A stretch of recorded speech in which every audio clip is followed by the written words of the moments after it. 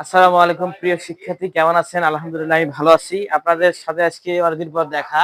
অবশ্য আমরা আজকে একটা কোশ্চেন নিয়ে যাচ্ছি, সাধারণ গণিত, নবম দশম শ্রেণীর সাধারণ গণিত, অধ্যায়ের নাম্বার হচ্ছে 3.2, অনুশীলনী 3.2 বীজগণিতের রাশি। অবশ্য আমরা পৃষ্ঠা নাম্বার হচ্ছে 53 পৃষ্ঠার কাজ হচ্ছে যে গ। আজকে আমরা এই অঙ্কটা সমাধান করব খুব সহজে। সমাধান করার পদ্ধতি সাথে থাকুন, ইনশাআল্লাহ আমরা বিস্তারিত জানতে পারবো। হ্যাঁ, তো যাই হোক, শুরু করি আমরা। এখানে কাজ দেওয়া আছে, x সমান বলছে কি, x সমান √5 প্লাস √3 হলে x³ plus 8 divided by x³ এর মান নির্ণয় করো। আমাদের এখানে দেওয়া আছে x এর মান কত আছে, √5 প্লাস √3, এবং মান বলতে হচ্ছে কি x³ প্লাস 8 ভাগ x³ এর মান নির্ণয় করতে বলছে। এরকম অঙ্ক যখন থাকে তখন এর বিপরীত অংশগুলো বাইর করতে হয়। যখন এরকম দেওয়া থাকে একটা কোন একটা জিনিস দেওয়া থাকে, ওর মান দেওয়া থাকে, তখন ওর বিপরীত হিসাবে বাইর করতে হয়, অর্থাৎ গুণাত্মক বিপরীত সাথে কি ভগ্নাংশটা বাইর করতে হবে। হ্যাঁ, তো যাই হোক, আমাদের এখানে আমাদের দেওয়া আছে কি, সমাধান করতেছি, আমরা সমাধান করবো। এখন দেওয়া আছে, লিখবো আমরা x সমান দেওয়া আছে √5 প্লাস √3। আমরা কি বার করব, যেহেতু x দেওয়া আছে √5 প্লাস √3, আমরা বার করবো কি, দেখেন আমাদের প্রদত্ত রাশিটা ছিল কি x³ প্লাস 8 ভাগ x³। 8 কার ঘন, 8 হচ্ছে 2 এর ঘন, আর নিচে কি আছে x³, অর্থাৎ 2 ভাগ x অল্প করা যায়। যেহেতু আমাদের x এর দেওয়া আছে, তাহলে কি বের করতে হবে, 2 ভাগ x। আমাদের যেহেতু x দেওয়া আছে, সে x দেওয়া আছে, আর কি আছে 2 ভাগ x, অর্থাৎ 2 ভাগ x টা বার করলে আমরা কি a³ প্লাস b³ দুটো করে মানে ফর্মুলা বার করতে পারবো। যাই হোক, যেহেতু আমার x দেওয়া আছে, তাহলে কি লিখবো, অতএব উপরে 2 নিচে হচ্ছে x, উপরে 2 নিচে x কি হবে, x মানে হচ্ছে √5 প্লাস √3। ঠিক আছে, আমাদের দেওয়া আছে x, আমরা 2 ভাগ x কেন করলাম, আমাদের প্রদত্ত রাশিতে, জি স্যার আসেন, দেওয়া আছে আমাদের 8 ভাগ x, আমাদের প্রথম অংশে x দেওয়া আছে, x এর মান আমাদের ভ্যালু পাই গেছি, কিন্তু 8 ভাগ x অর্থাৎ 2 ভাগ x, যেহেতু 8 এর ঘন হচ্ছে কি, ঘনমূল হচ্ছে 2, এই জন্য আমরা 2 ভাগ কি করলাম, x বাই করলাম। যখন এরকম অঙ্ক থাকবে, যখন এইরকম আমাদের আসবে, তখন আমরা কি নিচে যে হরটা আছে, কি দেওয়া আছে √5 প্লাস √3, এটা যখন আছে, তাহলে আমার বিপরীত আর চিহ্ন কি করবো, লবর কি করবো, গুণ করবো, অর্থাৎ √5 প্লাস √3 আছে, আমার √5 মাইনাস √3 দেখবো, লবর কি করবো, গুণ করবো। এরকম অঙ্ক থাকলেই আমরা কি করবো, গুণ করে নেবো। হ্যাঁ, তাহলে 2 থাকতেছে, গুণন কি আছে, √5 মাইনাস হচ্ছে √3, নিচে কি আছে √5 প্লাস √3 ইন্টু √5 মাইনাস √3। কি করবো, সাইন লিখবো, লব ও হরকে √5 মাইনাস √3 দ্বারা কি করব, গুণ করলাম। আমরা কি করলাম, লব ও হরকে √5 মাইনাস √3 দ্বারা গুণ করলাম। যখন আমাদের এরকম ভগ্নাংশ আকার থাকবে, হরের যে মানটা আছে, এর বিপরীত চিহ্ন দ্বারা কি লব হরকে কি করবো, গুণ করবো। অর্থাৎ এখানে a প্লাস বি আছে, তাহলে a মাইনাস বি গুণ করে লব হরকে গুণ করবো। a মাইনাস বি থাকতো, তাহলে a প্লাস বি দিয়ে কি করতাম, গুণ করতাম। যখন আমাদের কি আছে, হর আছে a প্লাস বি, তাহলে আমরা a মাইনাস বি কি করতে, গুণ করবো। এটা ধরতাম, এটা হচ্ছে a, এটা হচ্ছে b, তাহলে a প্লাস বি, √5 টাকে a ধরলাম, আর √3 টাকে কি ধরলাম, b ধরলাম। বুঝতে পেরেছেন কথাটা? যখন এরকম আকার থাকবে, তখন কি করবো, আমরা লব হরকে বিপরীত চিহ্ন দ্বারা কি করবো, গুণ করব।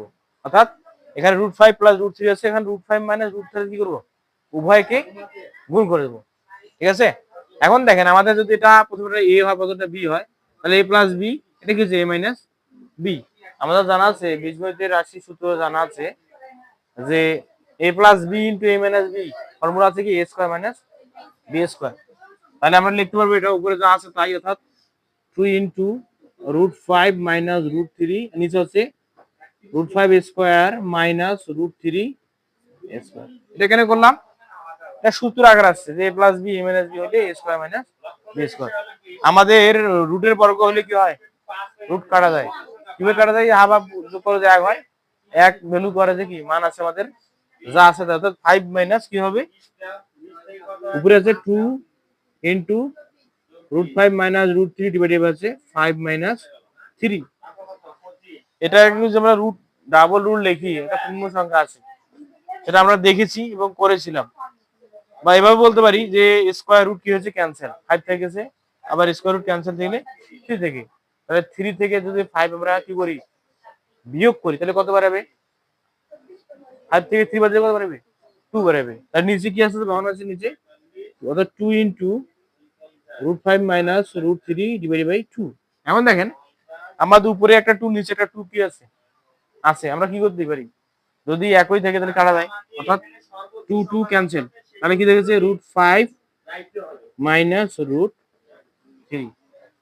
আমাদের x এর মান হচ্ছে কি √5 প্লাস √3, আর 2 ভাগ x এর মান হচ্ছে √5 মাইনাস হচ্ছে √3।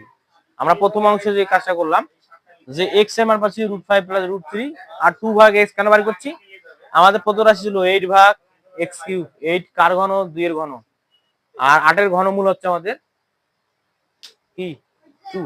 আমরা ক্যালকুলেটর ইউজ করতে পারবো, ক্যালকুলেটরে আমাদের এরকম একটা রুট চিহ্ন আছে, এটাকে ঘনমূল করার নিয়ম হচ্ছে এটা। কিভাবে করবো এটাকে, আগে শিফট টিপতে হবে, শিফট টিপার পর রুট টিপতে হবে, রুটের পর সংখ্যাটা টিপতে হবে, ইকুয়াল টেবিলে দেখবেন 2 বেরোবে, শিফট রুট 8 টিপলে ইকুয়াল টেবিল 2 বেরোবে, অর্থাৎ 8 এর ঘনমূল হচ্ছে আমাদের 2। শিফট রুট 8 টিপলে আমাদের কি ইকুয়াল টেবিলে সংখ্যাটা চলে আসবে, তাহলে 8 এর ঘনমূল হচ্ছে কত, 2। তাহলে x এর মান কত বললে, x এর মান হচ্ছে √5 প্লাস √3, আর 2 ভাগ x এর মান বাড়লে কত আমাদের √5 মাইনাস √3। এখানে দেখেন x কিউব প্লাস 8 ভাগ x কিউব, অর্থাৎ a প্লাস b আকারে আছে, তাহলে a cube plus b cube হচ্ছে, তাহলে আমাদের a cube plus b cube হচ্ছে a plus b all cube minus 3ab into a plus b, অর্থাৎ আমার a প্লাস b দরকার আছে। a কোনটা, x, b কোনটা 2 ভাগ x। আমরা এখন কি করব, a প্লাস b করব, অর্থাৎ x প্লাস কি করব, সমস্যা তো নাই নাকি, বুঝতে দিচ্ছি। হ্যাঁ, এখন কি করব, তাহলে x কে এখন কি করব আমরা,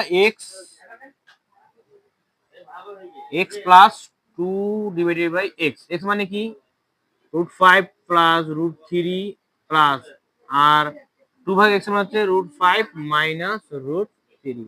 এখন দেখেন আমাদের এখানে প্লাস √3, এখানে মাইনাস √3, প্লাস মাইনাস যদি একই সংখ্যা হয়, চিহ্ন যদি বিপরীত হয়, যোগফল হচ্ছে 0, অর্থাৎ এখান থেকে এখানে বাদ দিলে কি হচ্ছে 0 হয়ে যায়, এখান থেকে বাদ দিলে কি হয়, মাইনাস √3 প্লাস √3 কি হয়, ক্যান্সেল।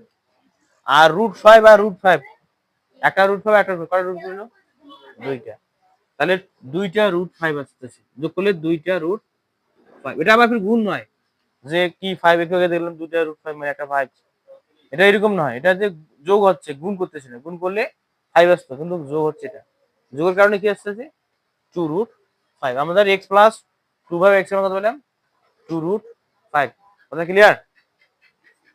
এখন আমাদের মান নির্ণয় করতে বলছে, যদি মান নির্ণয় করতে বলছে প্রদত্ত রাশি লিখতে হবে। হ্যাঁ, প্রদত্ত রাশি কি আছে আমাদের,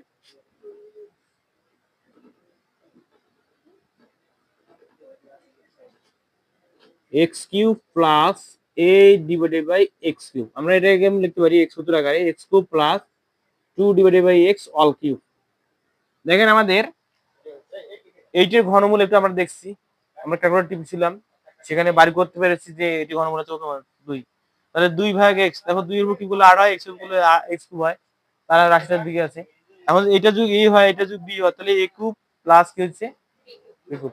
আমাদের ফর্মুলা জানা আছে কি, যে মান নির্ণয়ের ক্ষেত্রে অনুসিদ্ধান্ত আছে কি a cube plus b cube হচ্ছে a plus b all cube minus 3ab into a plus b, অর্থাৎ এটা হচ্ছে a প্লাস কি হবে b অল কিউব মাইনাস সূত্র 3, a মানে এটা, b মানে হচ্ছে এইটা, ইনটু a প্লাস কি হবে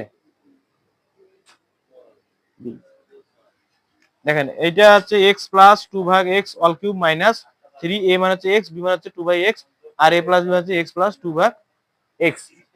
তাহলে আমাদের এই x x ক্যান্সেল করা যায়, এতটুকুর মান কতটুকু 2√5, তার উপর কিউব মাইনাস 3 দুগুণা 6 ইনটু এটার মান হচ্ছে 2√5।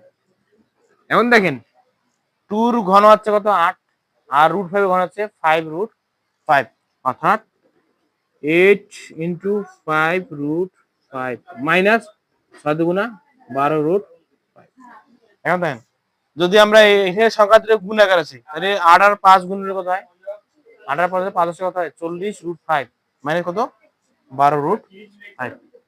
অর্থাৎ 40 রুট 5 মাইনাস হচ্ছে 12 রুট 40 রুট মানে 40টা রুট 5 থেকে 12টা রুট 5 বাদ দেবো তাহলে কত বেরোবে? 28 রুট 5 বেরোবে। কত বেরোবে?